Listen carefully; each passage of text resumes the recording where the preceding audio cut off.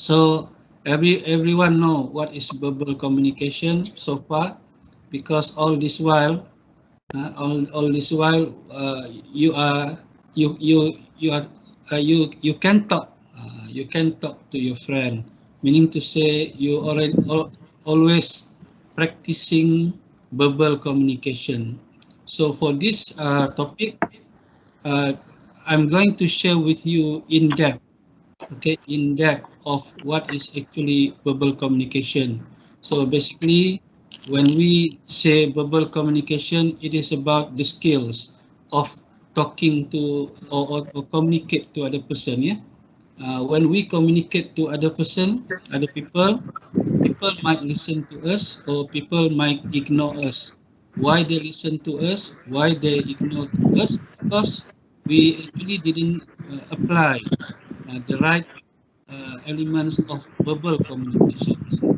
So the second part of our lecture for today is on non-verbal communication. So for non-verbal communication, last week I shared with you, not last week, I think the week before, about Mehrabian models. Okay, Mehrabian models, in which in Mehrabian model, it says that 55% of communication is actually the influential part is our body language. Okay, body language, 55%, and then 38% is the tone and voice, the vocal, and another 7% is the context or the speech or the text that we are using when we communicate. So this Mehrabian model shows that in any occasion when people communicate, people actually get influenced by the non-verbal communication. So some of the non-verbal communication is your facial expression, your ability to play with your eyes, your ability to play with your eyebrows, your ability to play with your smile, everything. I don't know if you can play with your nose. So these are all facial expression, in which facial expression support our intention when we communicate with people. And also in non-verbal communication, we also learn about using our posture, body posture. Body posture means sometimes we sit straight like this, sometimes we bending onward, bending up, backward, and so on. So these are the body posture. When people attending interview, for example, yeah, or when you attend an interview, make sure your body posture is at the right position. Right position means you are sitting straight, not bending or whatsoever. Because when you sit straight and comfortably to the chair, that means you are responsible person. Because the interviewee will notice whether you are capable of doing what you are saying or not. They will look at your body posture, for example, your readiness. Okay, and there are others non-verbal communication. I will share with you in this for today's topic. Yeah. All right. So we already in topic number 3, week 3. Yeah, week 3. So next week is topic number 4, building effective listening and perception. And following week is on the team communication. Then we have our midterm. Okay, so our midterm is coming soon. 3 more weeks, 3 or 7, 7 more weeks. Week 7, 2 or 3 more weeks. Yeah. All right. So these are the learning objectives that we are going to try to achieve today, yeah, in this topic. The first one is language. Of course, when we speak, when we communicate verbally, it means that we should be able to speak in a language or certain languages. So that is the importance of language for verbal communication. And then the second part is method of fostering effective verbal communication. Then non-verbal communication. I also going to share with you on how do we do interpretation. Interpretation here referring to sometimes when we communicate with people, people will reply in many ways. Okay, people will reply in many ways. People have ways of saying yes. People have different style of saying no. So this is what interpretation is all about.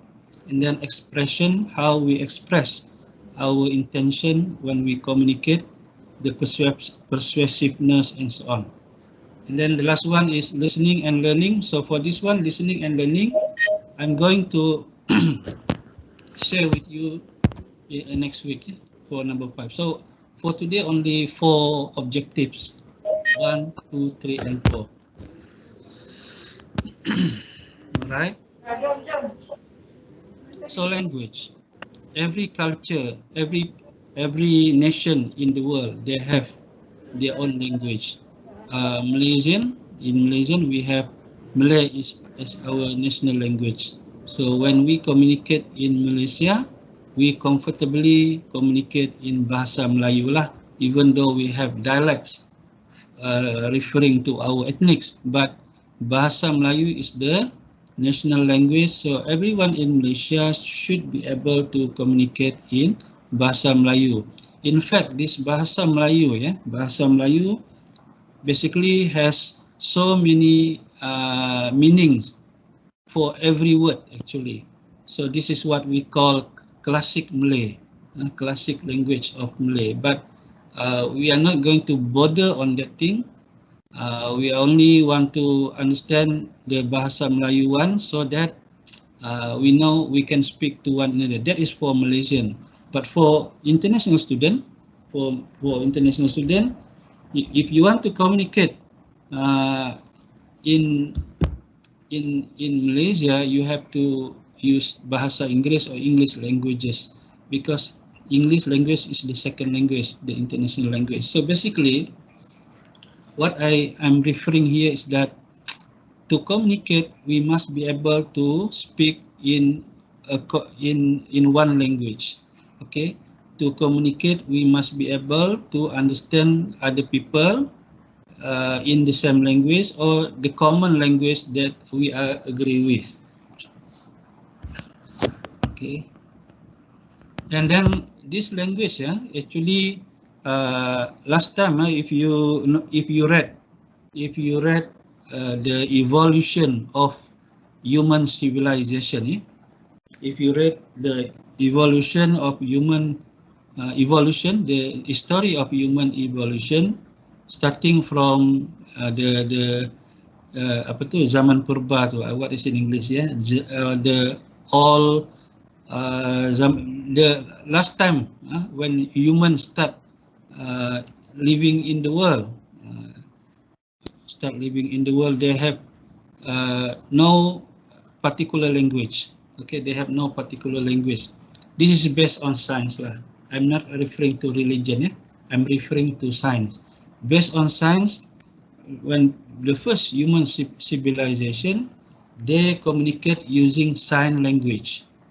So we don't have language that time. So basically, language come into existence when people in one particular community know the references of every word.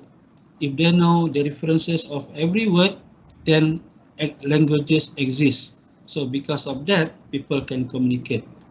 So the bottom line, what I'm saying here is that communication is made possible when people understand the language. All right. And people in different area, in different continent, different races, different nation, they have their own language. In this slide, I'm using the example given by the book. For example, money. Money in different countries, they use different language representing money. For example, in Malaysia, money is wang. Okay, duit, wang.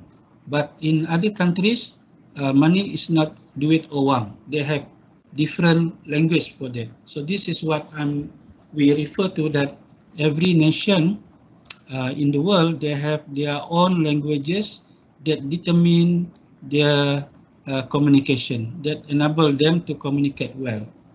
All right. And when we talk about verbal communication, if you notice, sometimes when I speak, when I give lecture, kan, I use pausing. Pausing means you stop for a while, or not full stop, not stop totally, but sometimes I pausing my words, my sentences, my communication, because I'm trying to stressing the particular ideas or particular information. So this skills is referring to, to one of the rules of languages, as you can see in the screen. Yeah. So in order for you to master your communication skills, you have to understand these 4 rules of languages. The first one is phonological. Phonological referring to how we pronounce a word. Okay. When I started my university year back in 1986-87, I have a great difficulty in pronouncing some words in English, especially when the word start ending with th. Okay, what is the word ending with th? Anybody know? Find any word ending with t, letter T and letter H. Anybody know? With. With. Okay, very good. What else? That's good. Growth. Growth. Okay, what else? Breath, beef, throat. Okay, very good, very good. Okay, okay, thank you. So now these are some of the example of the word in which the ending is th. Last time, it's very difficult for me to pronounce all these words. And finally, my American lecturer, my lecturer in 1987 was from Texas, USA, because I was in the program to be sent to Texas, USA. So what happened? All the lecturers were coming from Texas, USA. So my lecturer taught me, especially how to pronounce this word, ending with th. Okay, every word when th at the back, okay, th at the back, we the way we pronounce it, we put our palm, we put in front, and then we try to pronounce the earth, bumi, earth. If you notice, the wind blowing your palm, that means you are pronouncing it correctly. In which the wind inside from our mouth come out and hit our palm hand, then you are pronouncing it correctly. Earth, earth. There is a blow here. If you pronounce earth, no blow, that means you are pronounce it wrongly. So when we pronounce words, word that ending with th, you will feel the blow, yeah. You feel the blow. If you did not feel the blow, that means it's going inside. To pronounce th at the end, the wind must go out. You must blow it out. So that is the ideas. Okay, what about word with th in front? What are the words th in front? Okay, one example, the THC, right? What else? Them. What else? Thought. That. What else? Okay, good. Ready? Okay, that, thought, that. Okay, semua that and thought kan? What else? Them, that, Okay, so actually, through, three, theme. Okay, so what happened is actually when there is a word. Okay, earlier we learned about th at the back. Now th in front. Th in front it is opposite to th at the back. When we say the, the, our tongue coming inside, yeah, going inside, the, thousand. So we don't feel the you know the wind anymore. We don't feel like we are blowing our palm anymore. For th in front, opposite to th at the back. So basically, okay, later you practice lah, the tongue is outside, going inside. The earth, earth, earth. So these are what we call phonological. Okay, these are what we call phonological because, especially in English language, some of the words only can be understood by receivers if we apply the right phonological. All right, and syntactic is the order of words within phrases and clauses. So syntactic is more on rhymes. It's more on rhymes, the construction of rhymes in the sentences. Yeah, uh, pragmatic, in which some of the sentences that we hear from others uh, can only be interpreted indirectly. This is pragmatic. Pragmatic mean it is flexible, and most of the time people confuse. People have perception when they don't interpret the communication according to the uh, pragmatic. If they didn't know the pragmatic of languages, semantic is more on dialect slang. Okay, semantic is dialect or slang. Some people they have their own dialects, they have their own slang that people from other ethnics, other races, they don't understand it very well. So all these are rules of languages. Last time I shared with you about noises, noises in which why communication is broke down, why communication is not smoothly interpreted because of noises. There are four noises. The first one is physical noise, physiological noise, psychological noise, and semantic. Okay, physical noise, we cannot hear the communication if the noise is too noisy, too loud. Eh? If the noise is too loud, then communication is not going to occur smoothly because of the noise, physical noise. Psychological noise, if you are not feeling well inside, so whatever people trying to communicate to you, the possibility of understanding or ignoring that people is high because you are not psychologically ready to make communication or converse. And then physiological, when we have a problem with your health and so on. All right. And semantic is the dialect slang. People from Kelantan, for example, the way they speak Malay differently from people from Kedah, as well as other states. So this is slang. All right. Layers of meaning. Okay.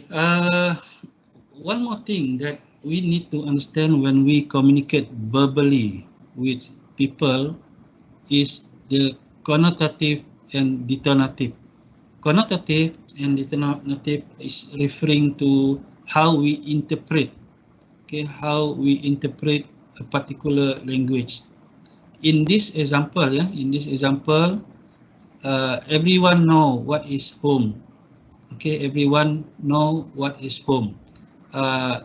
Home is connotatively interpreted when we look at home as the place of living with the family. So people look at home as a place with family.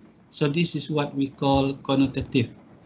When we apply the detonative elements of home, it is a place where people live. Okay, just now connotative, it refers to a place with where the family is together. That is home. But for detonative, it is a place to live.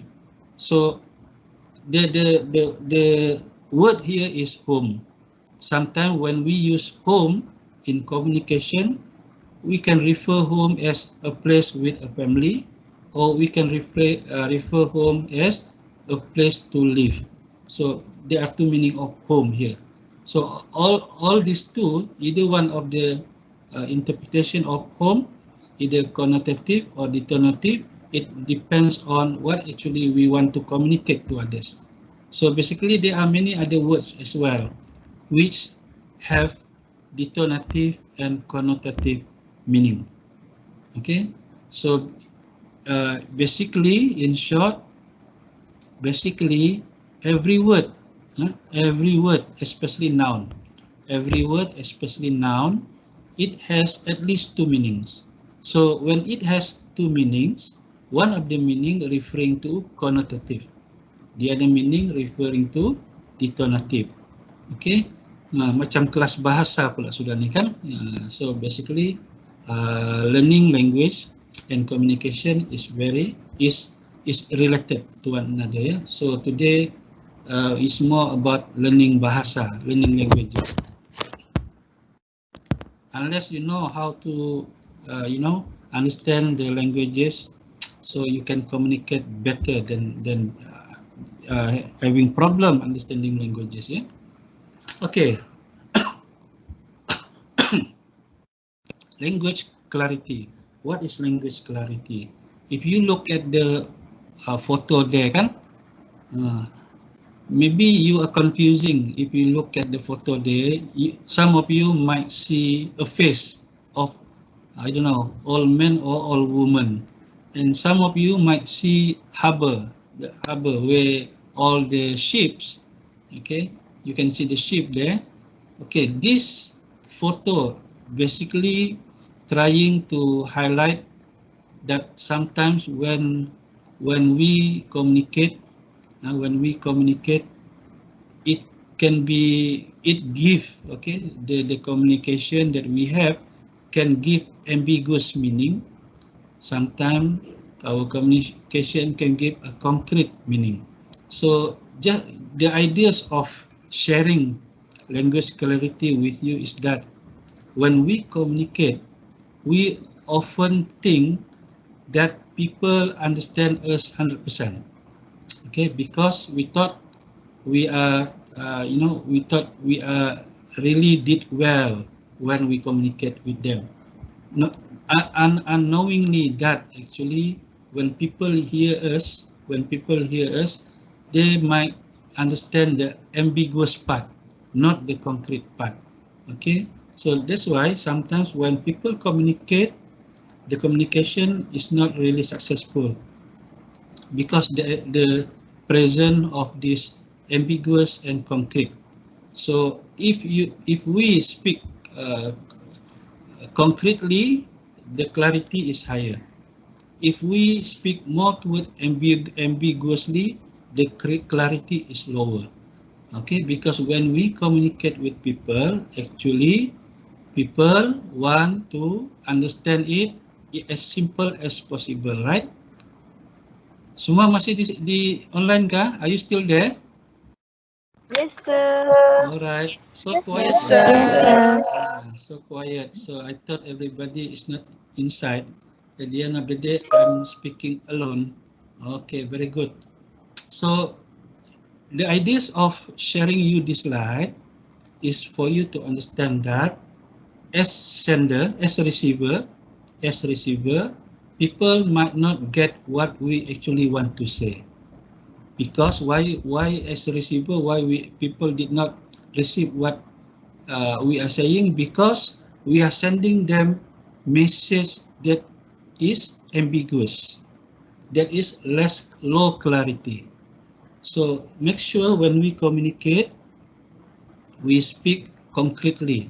We send a concrete message so that the clarity is higher.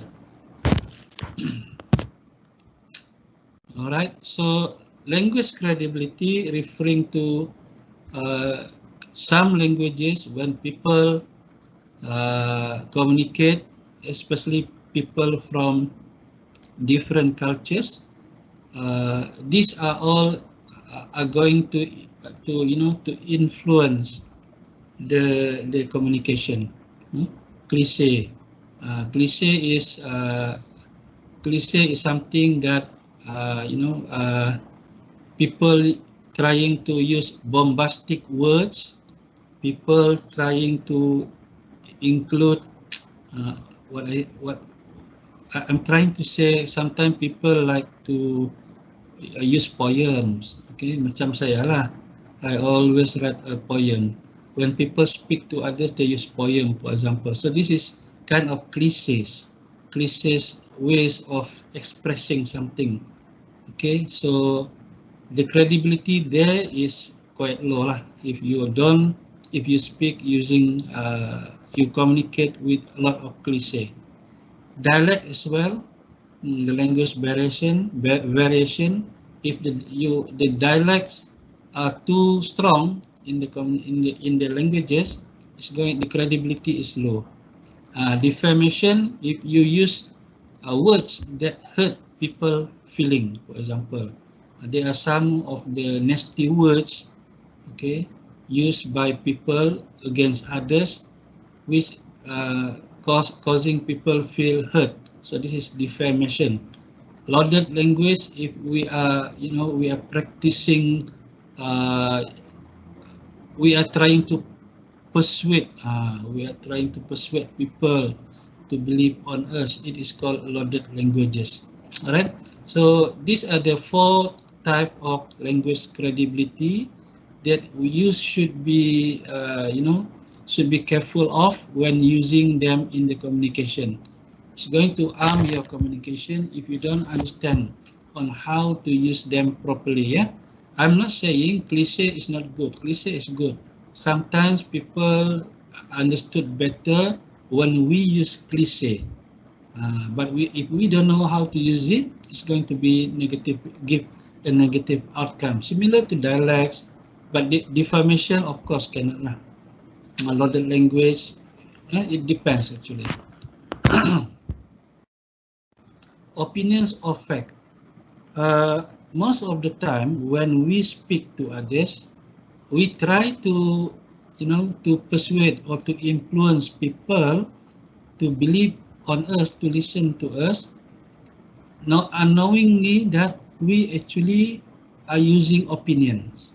Okay, what I'm trying to say here is that if we want to convince people, when we communicate with them, we need to have facts in our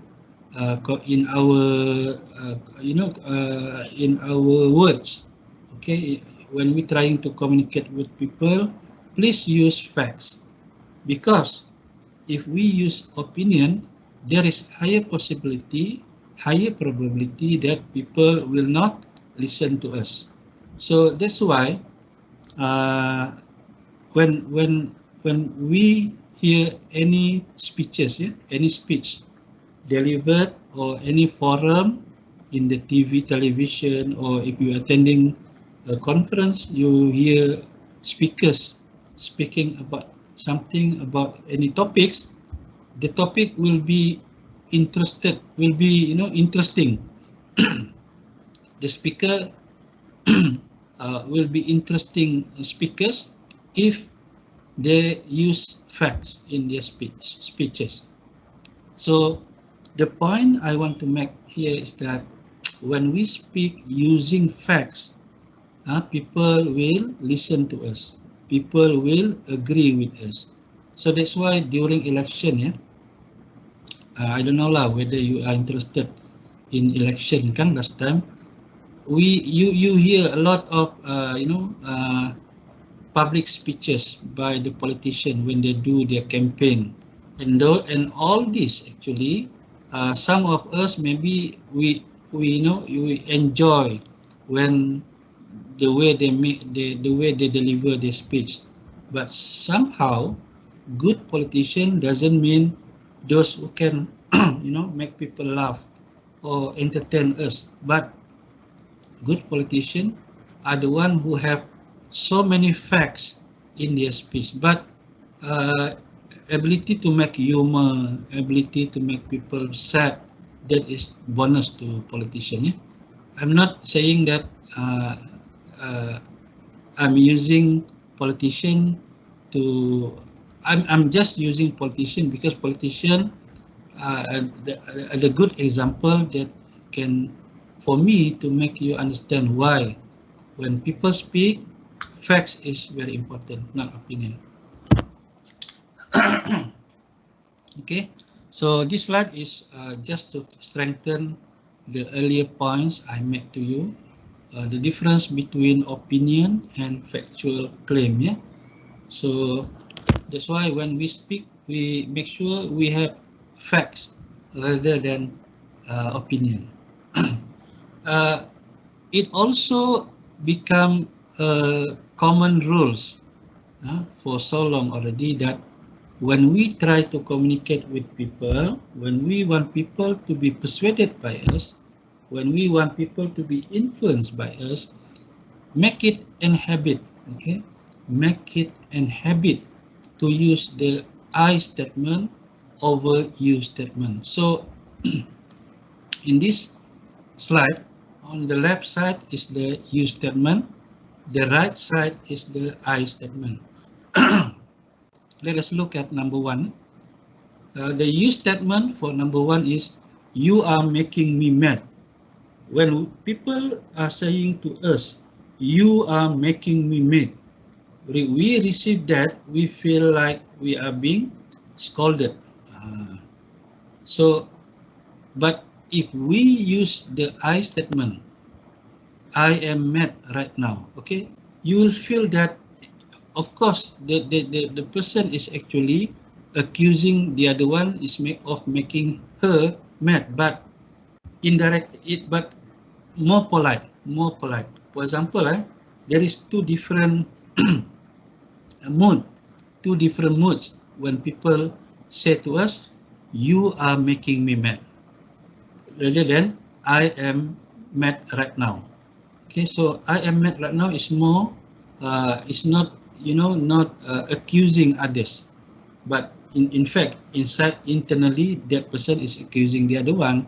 But using I statement is better because we actually want to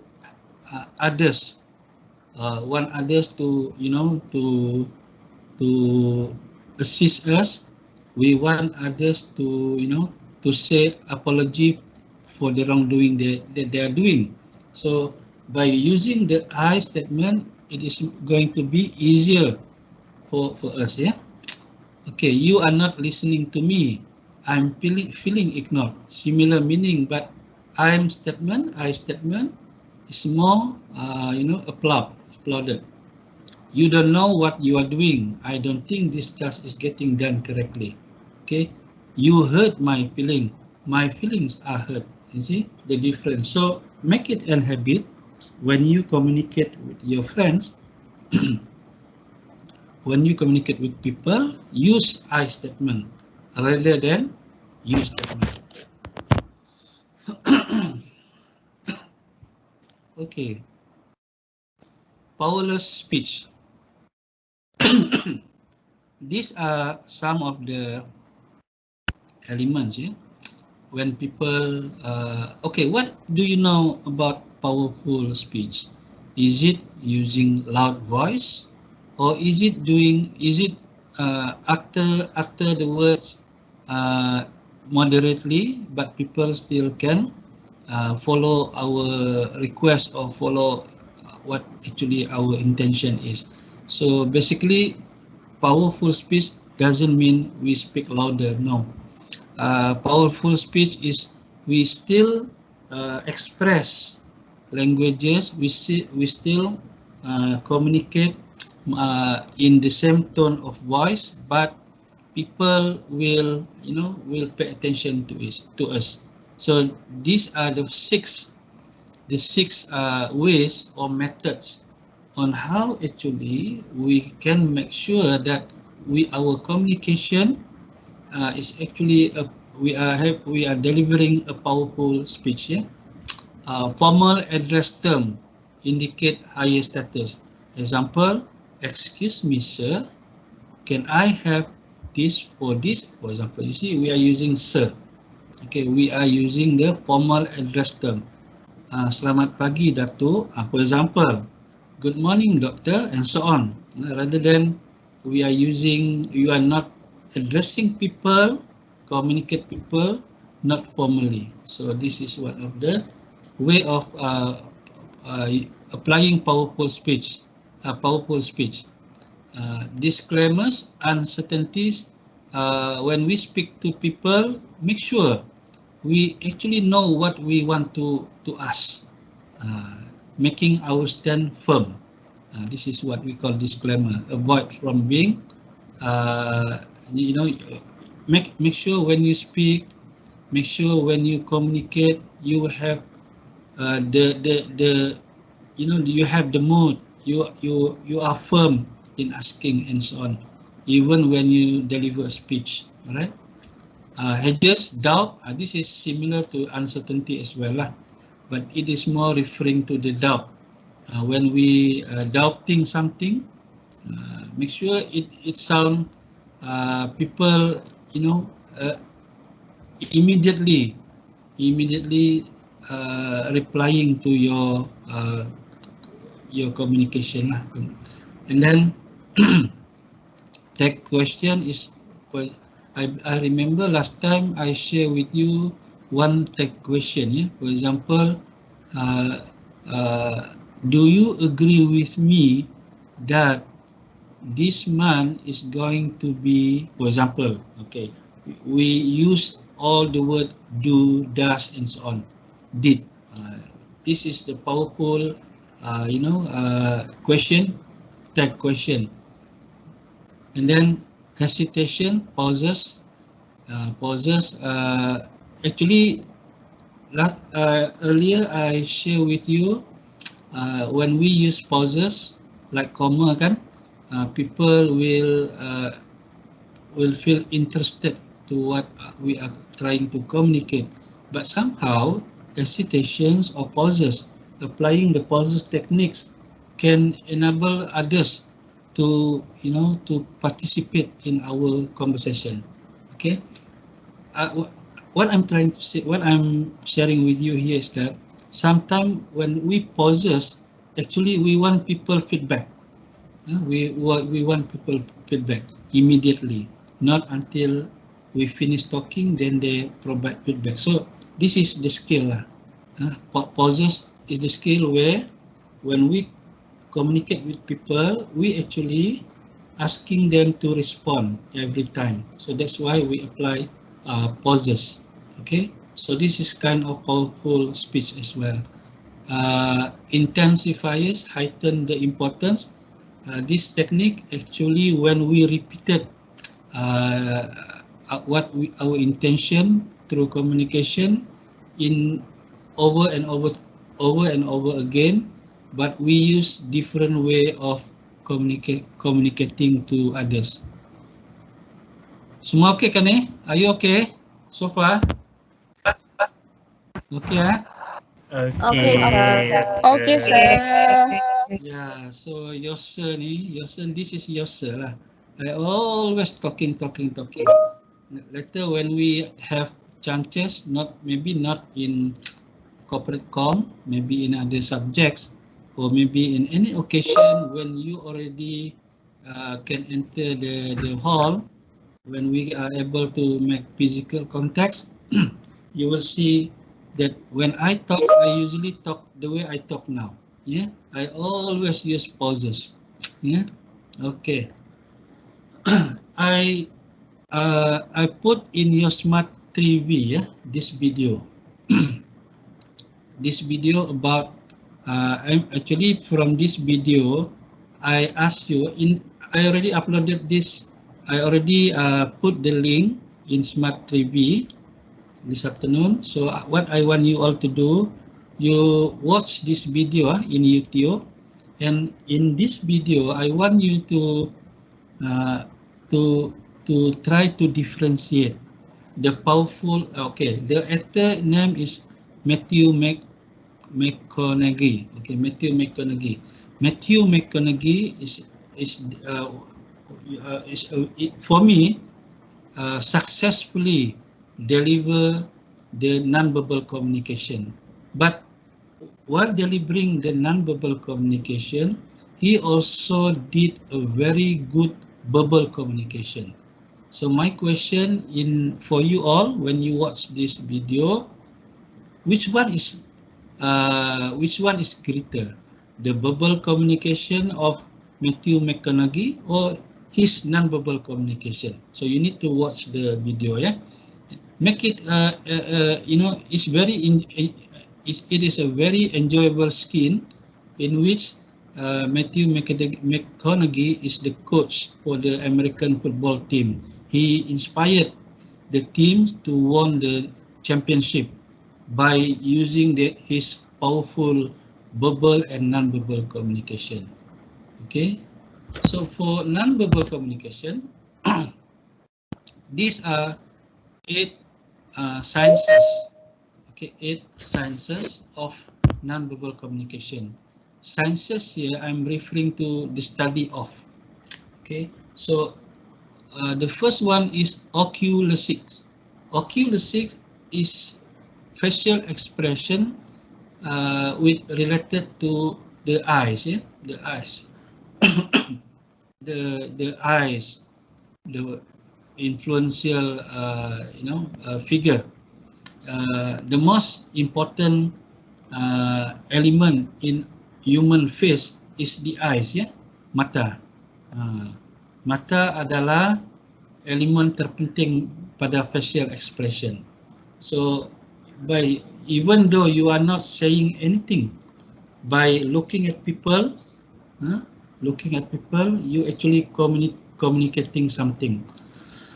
And when people try to persuade others, they also use their eyes. They don't have to say a word. They can influence the eyes. When when you want to make friend with different gender, you also use eyes. Betul tidak? Kan?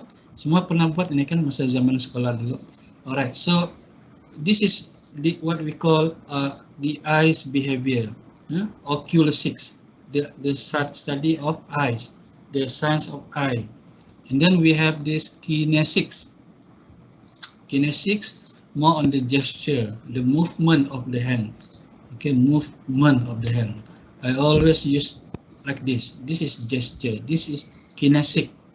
Okay, in the movie, the video, you will see a lot of kinesics. And then haptics. Haptics is, sometimes when we have good friends with us, our good friend lah. When we are down, our good friend come close to us and tap our shoulder. Don't worry, don't cry. So this is what we call haptics. Okay, and then when we say gongzi pachai, we use hand. This is haptics. What else? The way people greet one another in different culture. For example, okay, they use the gesture. Haptics. Vocalics is how we use the vocal lah. Inflection. Inflect in what last time, if you remember the Lagos ethos pathos. In the ethos, if I'm not mistake, in the ethos there is what we call I forgot already forgot already. Okay, later you watch back that video. about vocal. And then proxemic, space distance, personal space. I think, I don't know whether I share with you all. Last time when I went to my first year in United States, West Texas A&M University, I was in the class where there are many female than male. There are many female than male. So I was assigned to a group where all the others are female. I'm the only male. So they look at me as I am female. So there is no boundary of spaces between us. So that is one of my good memory in United States lah. So space and distance. This actually people are sensitive. People are sensitive. So when we go to other countries with different cultures, please notice the proxemic space, because this proxemic space is something that you need to respect. And as in my example, when I went to United States, my study group, all female, the minute they ask me to come closer, I should not go away. So I need to go closer. That is respecting their proxemics, right? Chronemics, the use of time. Okay, this one we always refers to different cultures lah. Japanese, when they said the meeting is 9 o'clock in the morning, please come 9 o'clock in the morning. If you come 9:05 or 9:02, they will have different perception on you. So basically, chronemics is about respecting time. It is related to the cultures. Dress up, physical appearance. So for dress up, usually this example you notice when people attending interview, right?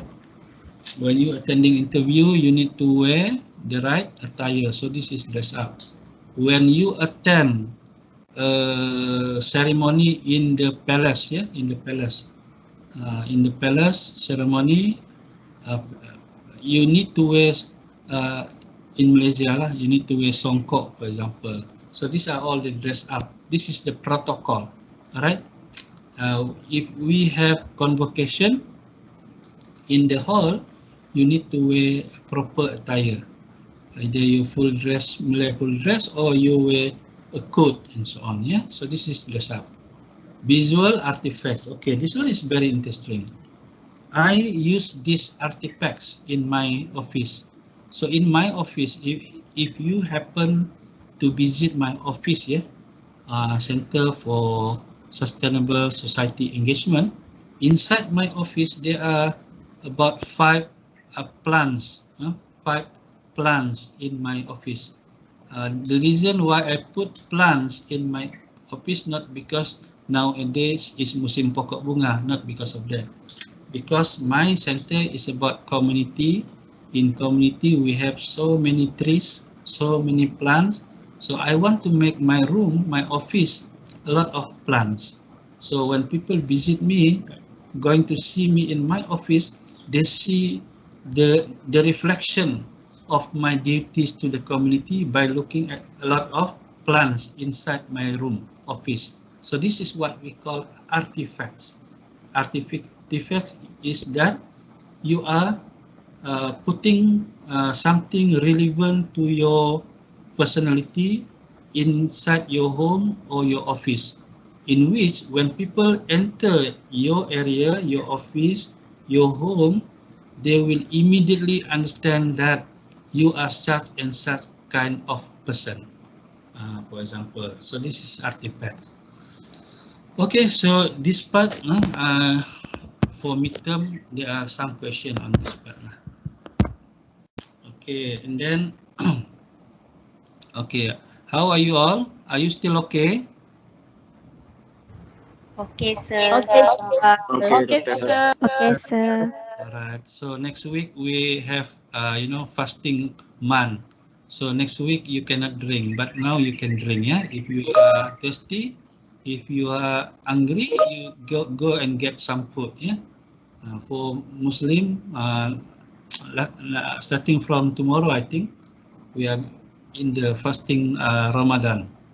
So I hope if you are thirsty now, you get some water. If you are hungry, get some food. Okay, how can we improve our non-verbal communication skill? Okay, so the basic strategy, in improving our non-verbal communication skills is by having the ability of interpreting the message and expressing message. What is interpreting? What is expressing? Interpreting means when people communicate with us, the first thing that we need to do is to make sure that we are able to interpret the message correctly. So that is number one. In order for us to communicate non-verbal, to engage in effective non-verbal communication, we must be able to interpret the communication. Secondly, once we interpret the communication, the ideas of what people want to tell us, want to share with us, then we find ways on how to express the response of the communication. So in order to interpret, we need to be sensitive. Sensitive ni bukannya sensitif yang begitu tu. Sensitive here is we need to reply, understand what should we feel about it. That is sensitivity. And then deceiver or ability to convert the meaning, that is interpreting message. Expressing is how we can effectively and efficiently respond. So the next slide is about that. When people communicate with us, there are at least 4 types of messages. The first one is people send a message with full of emotions and attitudes. Sometimes people send message with power and dominance. People try to, to capture our support and so on. And people also, the message also can be a persuasive message. For example, insurance, they are applying persuasive message. And sometimes, for example, the scam, deception messages. So all these messages, when we receive these messages, first we must be able to decode the message, so that we are not wrongly being influenced. So in order to decode, we must be sensitive. We must have sensitivity. How do we know that when people communicate, they communicate with us without any other intention? We look at their facial expression, and then we can detect their facial expression. If they say wow, but the eye is only small eye, it's not wow. Wow, immediately the size of the eyes bigger, right? But if he say wow, but and so on. And then vocal, the way saying wow. If he say wow, that's mean that's right one, true. Wow, different, vocal. And body movement, okay? Wow, wow, wow, for example. So this is the sensitivity part that we need to be able to learn in order for us to interpret the message correctly. And then decipher or meaning, here we can actually, apart from sensitivity, facial expression, vocal and body, we can apply the cultures, for example, the culture differences. We can apply the behavior, and if we don't know anything, then we ask we ask the person, excuse me, what actually you want? For example, if we are not sure, are you really want me to commit this? For example, this is ask if unsure. So this is how we interpret non-verbal communication. Expressing message. If you mingle around with colleagues or friends who are quiet, you will learn nothing on how to express yourself. At the end of the day, you will join them as a quiet person. So if you want to, to be active in public speaking and so on, you must mingle with people who like to talk more. So this is actually the ideas of spend time with highly expressive people. There was a research investigating what are the most the most active profession when we refer to being, when we want to train ourselves to be expressive. It was found that lecturer, okay, police, singers, salesperson are those people who can you mingle with so that you can be talkative, express. Also, there are some games, some activities that can teach you on being expressive. Yeah? Carrots, role playing. You know what is carrots? Carrots is a game or activity whereby people do not say the word, they just show you the sign language, and you guess what they are talking about. So this is the some of the activities on how we can practice expressing message. Okay, I think I already talked about 1 hour sharp as promised.